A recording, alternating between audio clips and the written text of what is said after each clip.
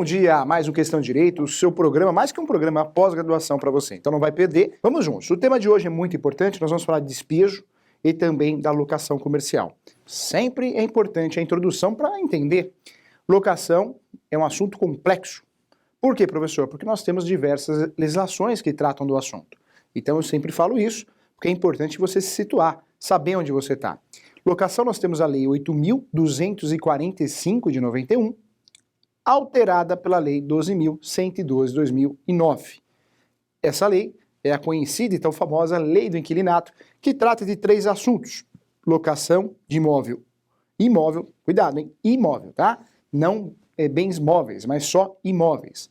Residenciais, não residenciais e por temporada. Residenciais, não residenciais e por temporada. Quando nós falamos de locação, esse tipo de locação é o nosso negócio, né?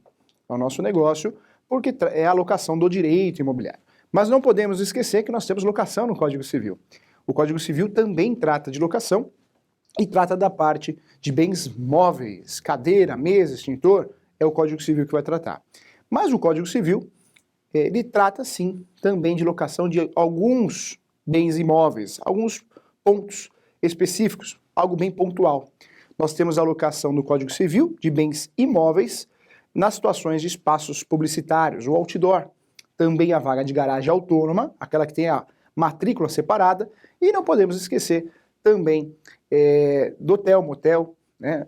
Também é uma locação de um imóvel, porém existe aí a qualificação do Código Civil, a tipificação do Código Civil.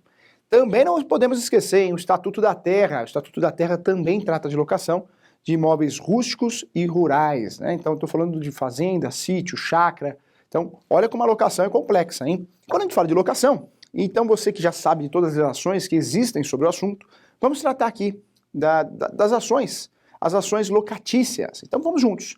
Professor, o que é ação locatícia? É a parte processual da locação. Nós temos diversas ações locatícias, que são ações que eu usufruo da Lei 8.245, em situações de relação de locação. Então vamos falar sobre todas elas. Vamos lá. A primeira ação locatícia é a ação de consignação em pagamento ou de pagamento.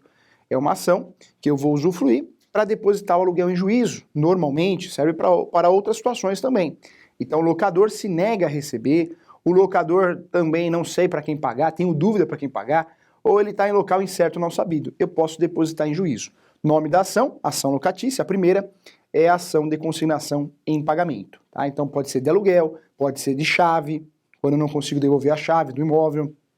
E é importante devolver a chave, porque a chave é a tradição do negócio. Tem também a consignação de bens móveis, geladeira, fogão. Você é locador.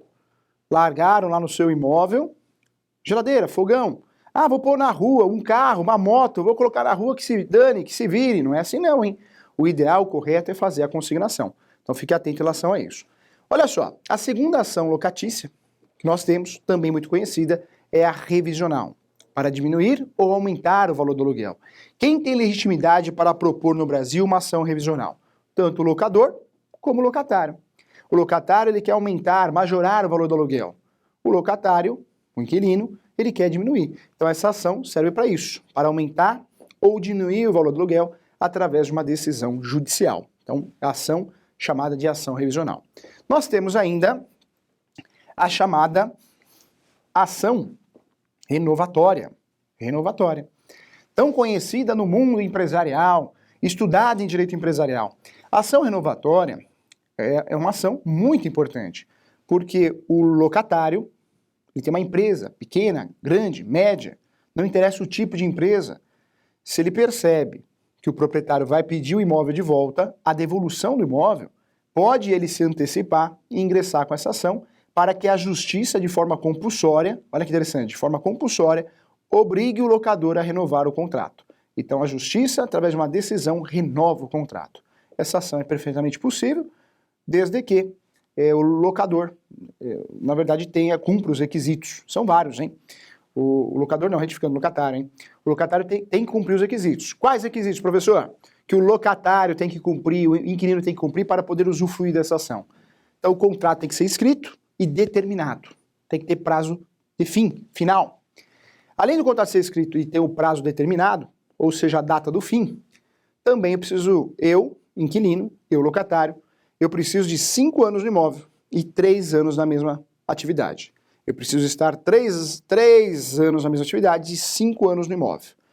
5 anos no imóvel, como locatário.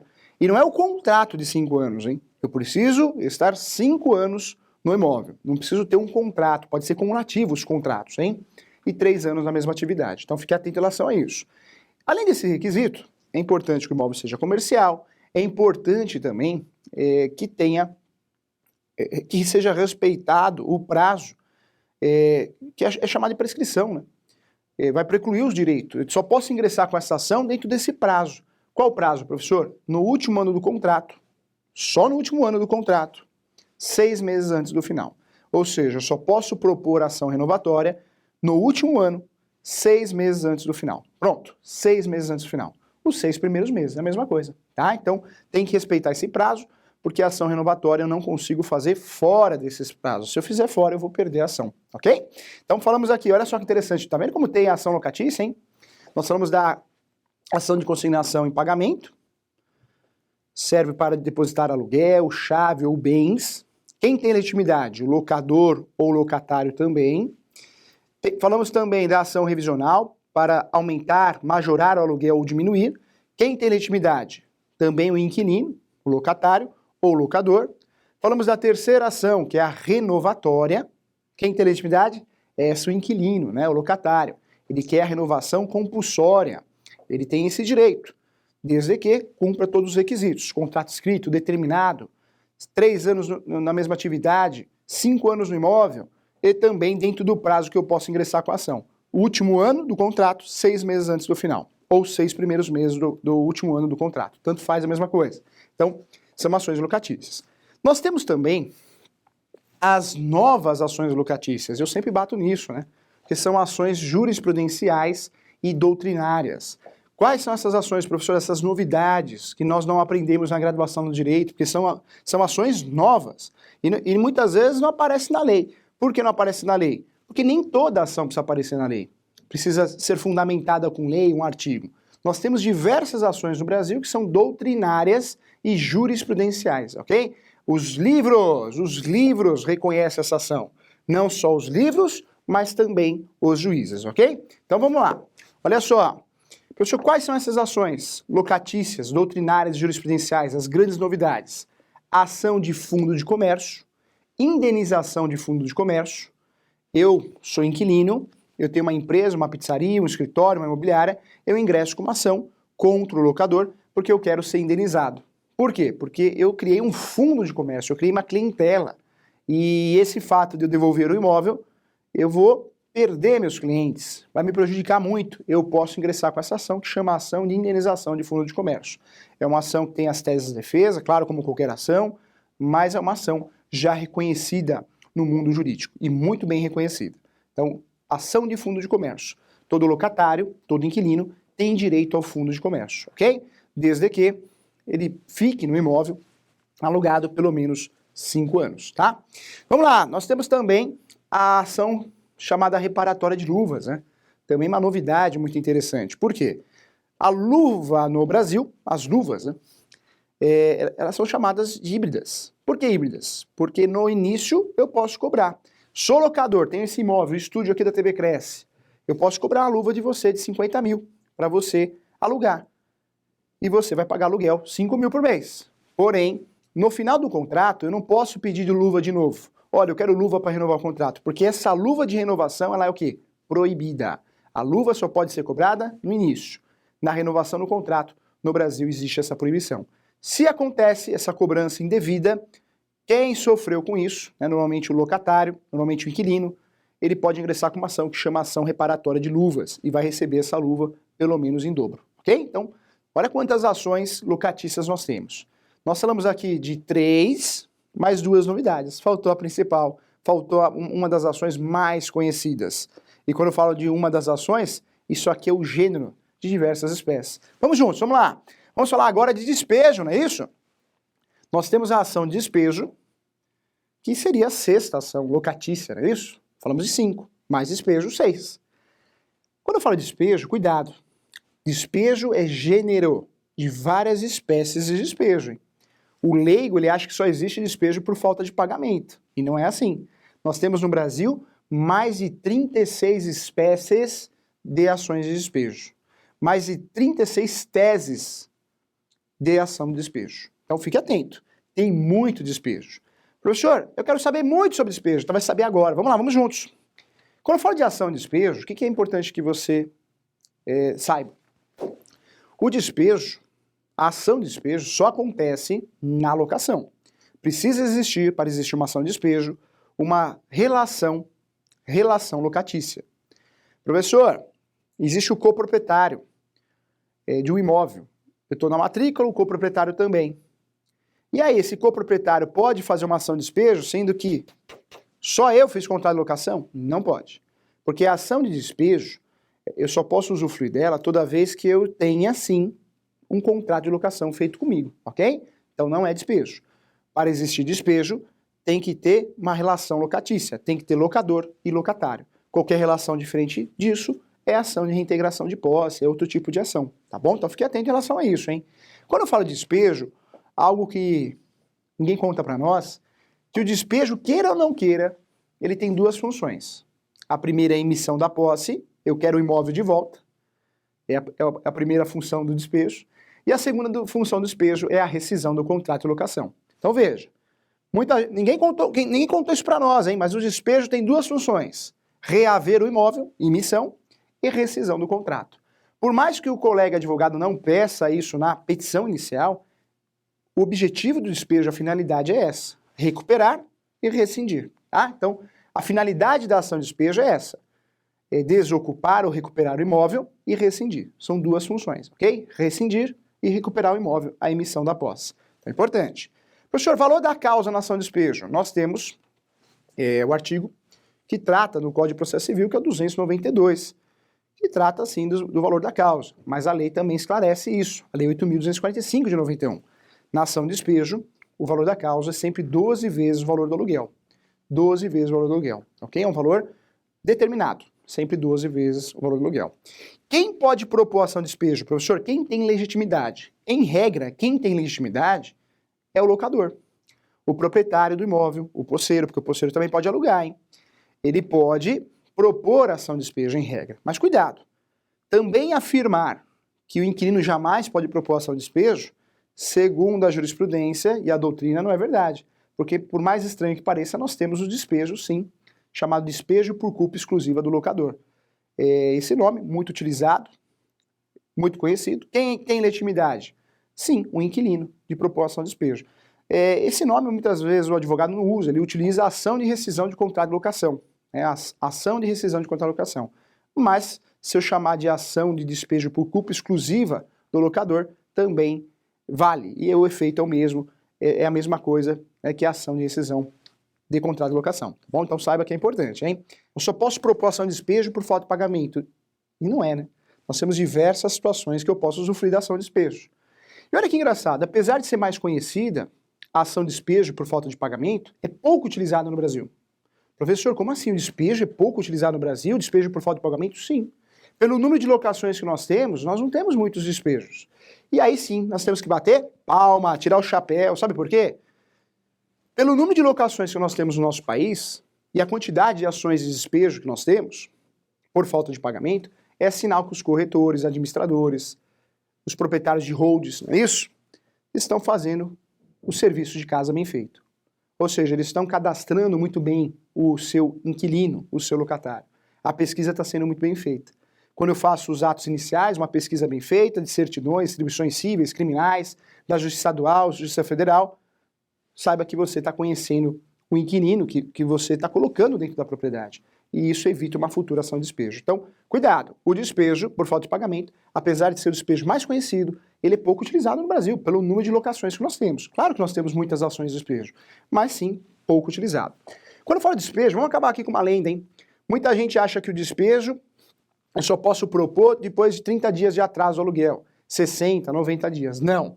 Um dia de atraso eu já posso propor despejo, ok? Um dia de atraso já posso propor despejo. Fique atento em relação a isso, porque não existe essa regra de 90 dias, de 30 dias.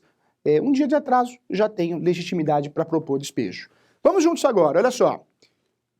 Quando eu falo despejo, não poderia deixar de falar do despejo por descumprimento contratual. Esse muito utilizado, hein? Muita gente fala, vou colocar no contrato de locação, sou locador, sou o dono, eu faço o que eu quero.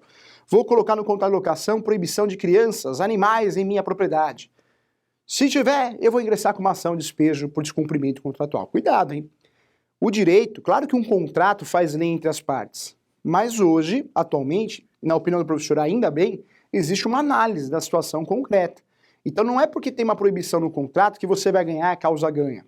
Pode ser que a justiça entenda que essa cláusula é abusiva. Talvez a proibição de crianças, de animais. Então não dá para falar que a ação de despejo em virtude de descumprimento contratual é ação ganha, porque o judiciário vai analisar o caso concreto e vai analisar se existe uma abusividade, ok? Então é importante. Também uma ação de despejo conhecida, descumprimento contratual. E aí, nós temos outros exemplos de ação de despejo. Nós temos também o despejo por denúncia vazia. A ação de despejo por denúncia vazia é uma ação que eu posso usufruir, eu locador, contra o inquilino, em face do inquilino, toda vez que o contrato foi feito, de locação por escrito, e o prazo de 30 meses. Ao final do prazo de 30 meses, eu posso pedir o imóvel de volta, através de uma notificação. Se o locador não devolver o imóvel, eu posso fazer ação de despejo em virtude de denúncia vazia, eu não preciso fundamentar. É um direito que eu tenho toda vez que eu faço um contrato por no mínimo 30 meses. Tá? Então também é um despejo muito conhecido. Existe o despejo compulsório, também muito conhecido. Né? É uma decisão judicial de despejo com força policial, também muito conhecido, muito utilizado. Existe o despejo por ato ilícito, então você descobre que o inquilino está plantando maconha, está plantando droga, sei lá, está plantando alguma coisa, está fazendo algo errado, não é isso?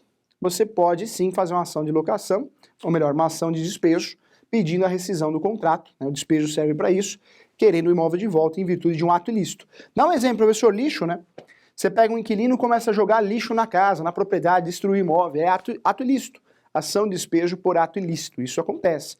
Furto de energia, furto de metragem, né? Eu posso sim usufruir da ação de despejo. Cuidado com o furto de energia. O furto de energia e o estelionato são crimes diferentes, hein? Quando eu ligo um gato e não tem uma conta no meu nome, isso é furto de energia. Quando a conta está no meu nome e eu acabo dando um jeito para pagar uma conta, um valor menor de energia, isso é estelionato, tá? Então tem diferença entre esses dois crimes aí. Quando o locatário fica inadimplente, quanto tempo ele tem para devolver o imóvel? Bruno, não existe, né, isso, né? O locatário, quando ele deixa de pagar, ele não é obrigado a devolver o imóvel. O locador que tem que correr atrás dos seus direitos. E o locador vai fazer o quê? Uma ação de despejo, por falta de pagamento. Então o locatário, se ele deixa de pagar, ele não é obrigado a devolver o imóvel. Na verdade, o locador, através de uma ação de despejo, vai desocupar esse imóvel e rescindir o contrato, tá bom? Então não tem esse negócio de obrigado a devolver, prazo, isso não existe. O locador, uma vez que o inquilino fique devendo aluguel, no dia seguinte pode propor ação de despejo por falta de pagamento. Um abraço para você. Bom dia, qual o tempo ideal para fazer um contrato com segurança? Bruno, depende muito se o contrato é de locação, residencial ou não residencial, né? Eu defendo muito que o contrato de locação tem que ser feito, tem que ser averbado na matrícula do próprio imóvel, isso é importante para proteger o direito de preferência. E o contrato de locação não é papel, não é um contrato que eu compro, pego na internet, no Google, não é um contrato que eu compro na papelaria, isso é um absurdo, hein? Locação é muito complexo. Você quer ver uma cláusula que todo mundo esquece de incluir no contrato? A cláusula de vigência. Se eu faço um contrato de locação para você e incluo a cláusula de vigência, se um terceiro compra esse imóvel, uma construtora, ela pode fazer uma ação contra você. Chama a ação de despejo pelo adquirente, né? Porque ele comprou, ele não é obrigado a respeitar o contrato. Ele só respeita o contrato se tiver essa cláusula de vigência. Então, olha como uma cláusula dentro do contrato de locação faz toda a diferença e salva a sua vida. Já pensou em imóvel comercial, então? Residencial já é um transtorno, né? Perder o imóvel na noite por dia. Você imagina comercial, tá bom? Então, por isso esse contrato, nós tínhamos que respeitar mais o contrato de locação. Não podemos pegar no Google, não. Muito menos comprar na papelaria, usar o modelo do amigo. Tem que ser um contrato feito a cada situação. Muito importante, discutido, né? Mas, infelizmente, o brasileiro não faz isso. ele não faz um trabalho preventivo, ele só, na verdade, executa e depois ele vai ter que responder isso na justiça. É complicado, hein? Vamos lá. Como podemos comprovar o movimento de faturamento do ponto do imóvel? Isso é fácil, viu, Márcio? Isso é a contabilidade, né? O balanço. Também, aquele que não é tão regularizado assim, vamos dizer assim, tão organizado, a conta corrente, né? A conta corrente faz prova, sim, do faturamento do ponto comercial. Isso tem tudo a ver com a ação de indenização de fundo de comércio, tá bom? Então, dá para provar. E também pode contratar uma empresa que faz esse laudo, ela faz esse levantamento. Quem é muito desorganizado, por diversos motivos, essa empresa ela consegue fazer esse levantamento, tá bom? Um abraço para você. Vamos juntos aqui, ó. Antes de terminar o programa, eu queria falar sobre a liminar, hein? A liminar, né, o efeito liminar, é tratado ali no artigo 59 da Lei 8.245 de 91. Professor, então, quando eu posso pedir aquela liminar numa ação de despejo? Qual situação que eu posso pedir essa liminar de 15 dias, desocupação de 15 dias, igual tanta gente fala por aí? Quando acontece a rescisão do contrato, então, após a rescisão do contrato de locação, eu posso usufruir dessa liminar do 59, do término do prazo da locação, né, por temporada, ajuste de desocupação no mínimo 6 meses, então eu faço um acordo com o inquilino, eu, locador, faço um acordo com o inquilino, no papel, com 2 testemunhas, e o inquilino promete sair em 6 meses, então eu poderia usar essa liminar também. Morte do locatário, permanência de sublocatário, sou locatário, eu saio e deixo o sublocatário. Caberia essa liminar de 15 dias e também reparações urgentes nos imóveis. Tudo que o professor falou é o artigo 59, seria realmente a situação de caso de liminar de 15 dias, tá? Então só aí, é taxativo aí. O artigo 23 também fala das obrigações do locatário. Então, o locatário, quando descumpre, né, não respeita as obrigações previstas em lei, no 23, ele também pode sofrer ação de despejo, ok? Então, chegamos ao final do nosso programa, quero agradecer a você, muito bom, né? Muita pergunta, muita situação prática, quero desejar a você saúde, paz, amor, sucesso sempre, bons negócios. Tchau!